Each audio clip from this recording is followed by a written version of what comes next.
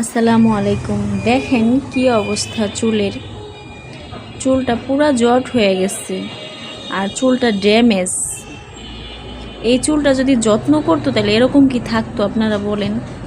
তবে আয়শা বলে যে আপু আমাদের অনেক সুন্দরভাবে কাজ করে দেন, এটা করে দেন, ওটা করে দেন। আসলে দেখেন, আপনারা যদি আগে থেকে যত্ন না করেন কিন্তু আপনারা আয়শা বলেন যে আমাদের চুলে 100% কাজ করে দেন।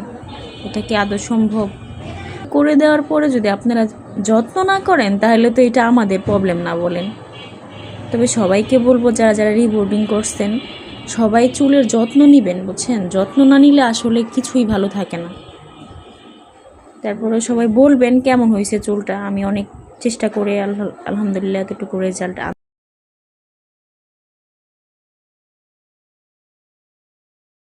আসসালামু আলাইকুম। দেখেন কি অবস্থা চুলের। চুলটা পুরা জট হয়ে গেছে আর চুলটা ড্যামেজ। এই চুলটা যদি যত্ন করতো তাহলে এরকম কি থাকতো আপনারা বলেন?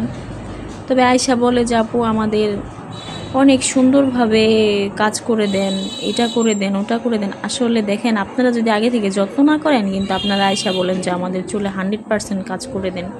এটা কি আদৌ সম্ভব? করে দেওয়ার পরে যদি আপনারা যত্ন না করেন তাহলে তো এটা আমাদের প্রবলেম না বলেন। তবে সবাইকে বলবো যারা যারা রিবোর্ডিং করছেন সবাই চুলের যত্ন নেবেন, বুঝছেন? যত্ন না নিলে আসলে কিছুই ভালো থাকে না। তারপরে সবাই বলবেন কেমন হয়েছে চুলটা। আমি অনেক চেষ্টা করে আলহামদুলিল্লাহ এতটুকু রেজাল্ট।